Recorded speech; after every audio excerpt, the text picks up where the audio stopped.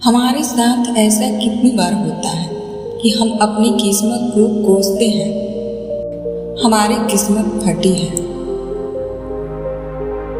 ऐसा मेरे साथ ही क्यों होता है जब हमारे साथ कुछ बड़ा होता है और अपनी किस्मत पर दोष लगाने लगते हैं। हम यह सोचते हैं कि हमारे भाग्य में और सब गलतियां हमारे ही जीवन में क्यों होती है, क्यों होने लगता है कि हमारे पास सही चीज़ों की कमी है, जिसके कारण हम अपने लक्ष्य को हासिल नहीं कर पा रहे हैं। कितनी बार हमने बहुत सी चीज़ें बस यह कहकर छोड़ दी कि हमारे किस्मत में होगा, नहीं तो मुझे मिलेगा कैसे।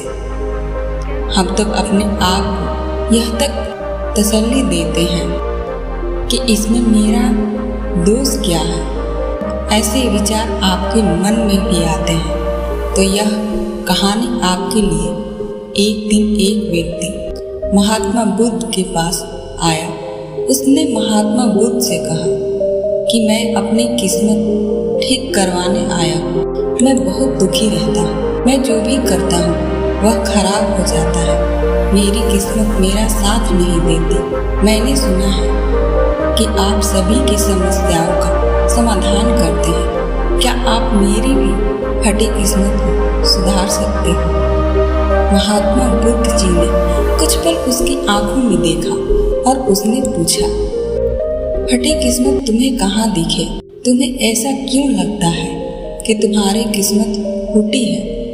उस आदमी ने कहा, मैं जो भी करता हूँ वह हो ही नहीं पाता। किसी वक्त मेरे पास सब कुछ था, धन, सुख, आनंद। फिर मेरे माता पिता गुजर गए। जैसे जैसे करके मैंने अपनी खुद की परवरिश दी। मैंने जिससे सच्चे मन से प्रेम किया, उस प्रेमिका ने किसी और से विवाह कर लिया। मैंने एक छोटा सा व्यापार शुरू किया तो जिस मित्र के साथ मैंने वह व्यापार शुरू किया वह मेरा व्यापार ही हड़प लिया। मुझे किसी ने बताया कि आप सारी समस्याओं का हल निकाल देते हो। क्या आप मेरी भी किस्मत ठीक कर सकते हो? महात्मा बुद्ध ने कहा, लाओ तुम्हारी फटी किस्मत मुझे दे दो, मैं अभी उसकी मरम्मत कर देता हूँ। व्यक्ति ने कहा, मैं किस्मत को कैसे दे सकता हूँ, वह तो दिखाई भी नहीं देती। महात्मा बुद्ध ने पूछा, जब तुम्हें तुम्हारी किस्मत दिखाई ही नहीं देती तो तुमने कैसे पता कर लिया कि तुम्हारी किस्मत खराब हो चुकी है?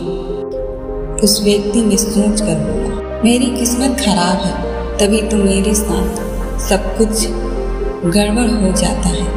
मेरे बने बनाए कामों पर पानी फिर जाता है। अगर मेरी किस्मत अच्छी होती तो सब ठीक होता। महात्मा बुद्ध ने कहा, तुम ठीक दिखाई देते हो, तुम्हारा स्वास्थ्य भी ठीक है, तुम्हारे हाथ पैर भी सलामत है। मुझे तो तुम्हारी किस्मत में कोई भी खराबी नहीं दिख रही है। अगर किस्मत खराब होती तो तुम्हारा अंग भंग हो जाता या तुम्हारी मृत्यु हो जाती, लेकिन ऐसा तो कुछ भी नहीं है। फिर तुम क्यों रो रहे हो? व्यक्ति ने कहा, आप समझ नहीं रहे हैं, मेरे ऊपर बहुत कर्ज है।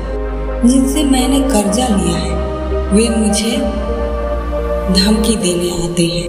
मेरा घर भी उन्होंने छीन लिया है, अभी भी मेरे पीछे पड़े हैं। तो ऐसे में मैं कैसे कह सकता हूँ कि मेरी किस्मत सही है? महात्मा बुद्ध ने विचार किया तो समस्या गंभीर है।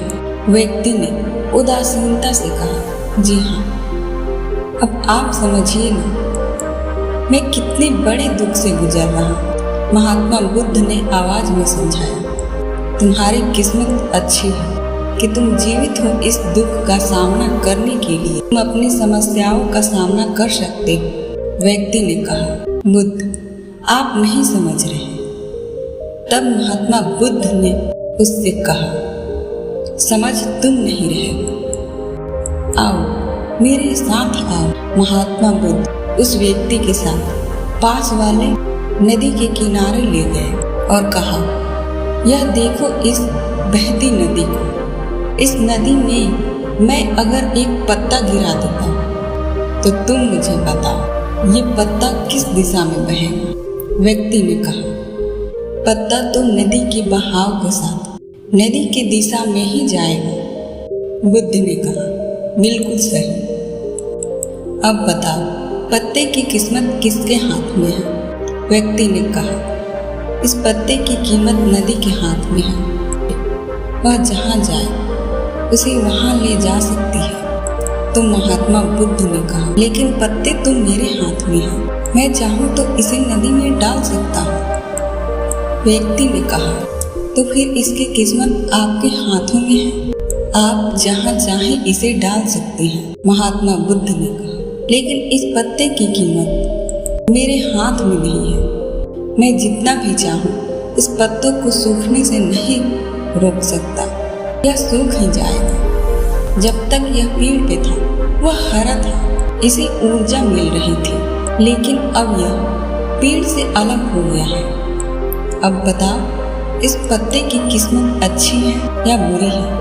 व्यक्ति ने कहा, अब तो इसकी किस्मत बुरी है, क्योंकि यह अपने पेड़ से अलग हो गया है और ज्यादा दिन जीवित भी नहीं रह पाएगा, धीरे धीरे सूख जाएगा। महात्मा बुद्ध ने कहा, अभी यह मरा नहीं है, अभी भी यह जीवित है, अभी भी यह पत्ता वह सब कुछ कर सकता है जब वह पेड़ से लगे हुए कर सकता है। बुद्ध ने वह पत्ता हवा में छोड़ दिया, वह उड़कर दूर चला गया। तब बुद्ध ने कहा, देखो पेड़ पर रहकर भी इतनी दूर नहीं जा सकता। आज इसने स्वतंत्र होकर उड़ने का आनंद लिया है। फिर वह पत्ता उड़कर नदी में जा गिरा। बुद्ध ने कहा, देखो अब वह पत्ता नदी में तैरकर आनंद ले रहा है। और अगर तुम ध्यान से देखो कि यह पत्ता छोटे छोटे जीवों को ऊपर बिठाकर नदी के उस पार ले जा रहा है, इस पत्ते की भी किस्मत अच्छी है, क्योंकि वह अपने नए अवसरों को ढूंढने में लगा हुआ है। तुम्हारी समस्याएं तुम्हें उड़ने का अवसर दे सकती है, यदि तुम उन्हें सकारात्मक नजरिए से देखो। उस आदमी ने वहां खड़े होकर महात्मा बुद्ध की बातों पर विचार किया। धीरे धीरे उसने पूरी कहानी के पीछे छुपे हुए गहरे अर्थ को समझा। वह महात्मा बुद्ध की ओर देखते हुए बोला, आप सही कह रहे हैं महाराज, मैंने अपने भाग्य पर ध्यान दे रहा था, अपने दृष्टिकोण को सीमित कर रहा था। मैं इतना प्रयास कर रहा था कि समस्याओं और मुश्किलों पर ही फोकस करता रहता, जिसके कारण मैं उनमें मौजूद अवसर को देखने में असमर्थ था। मुझे अब समझ आ गया है कि मेरी फूटी किस्मत बस एक डर और निराशा से उत्पन्न एक धारणा थी। यह कहानी हमें यह सिखाती है कि हमारी किस्मत हमारे हाथ में होती है। हम खुद अपने जीवन की दिशा निर्धारित करते हैं।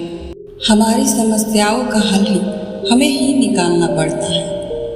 चुनौतियों को एक अवसर के रूप में देखकर हम आगे बढ़ सकते हैं और अपनी किस्मत को सुधार सकते हैं। दोस्तों, ऐसी कहानी हमें जीवन जीने का तरीका सिखाती है।